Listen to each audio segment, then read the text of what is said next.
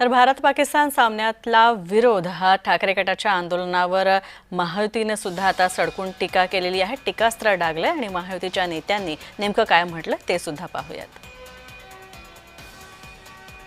पाकिस्तानचा झेंडा घेऊन भर निवडणुकीमध्ये नाचवताना पाहिलाय। बॉम्बस्फोटमधले आरोपी प्रचारामध्ये नाचवताना पाहिले, फिरताना पाहिले। त्यांना काय अधिकार आहे पाकिस्तानच्या आणि भारताच्या या सर्व याच्यावर ऑपरेशन सिंदूरवर बोलण्याचा? आणि म्हणून मी मगाशी म्हणालो, हे संधी साधू देशभक्ती दाखवत आहेत। क्रिकेट सामन्याच्या नावाने जे राजकारणाचा अड्डा उद्धव ठाकरेंनी केला आहे, खरं तर ऑपरेशन सिंदूरच्या वेळी हे पर्यटनावर होते, विदेशामध्ये होते, पर्यटन करत होते। ऑपरेशन सिंदूर झाल्यानंतर किंवा इतका मोठा देशामध्ये हल्ला झाल्यानंतर, दहशतवादी हल्ला झाल्यावर थोडी जर या देशाप्रती भावना असती, या देशाच्या हिंदू प्रति भावना असती, तर उद्धव ठाकरे हे तात्काळ देशात परत आले असते। त्यांच्या अकलेची मला कीव करावीशी वाटते।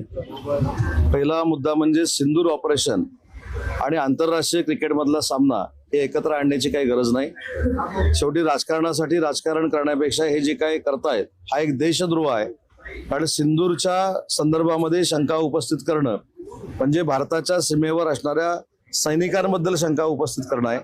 ज्या सैनिकांच्या जीवावर ते देखील सुरक्षित झोपतायत, ज्या सैनिकांच्या जीवावर ते सुरक्षित देशात परदेशामध्ये फिरतायत, अशा सैनिकांवर सिंदूरच्या नावानं क्रिकेट सामन्याशी जोडून सिंदूर या ऑपरेशनची चेष्टा करणं, टीका टिप्पणी करणं हा एक प्रकारचा देशद्रोह आहे आणि ही लोक देशद्रोहच करतायत हे याच्यातनं सिद्ध झालेलं आहे। उबाठा जेव्हा तिथे धर्म विचारून मारलं गेलं, गोळ्या घातल्या गेल्या, त्यावर तुम्ही काय भूमिका घेतली?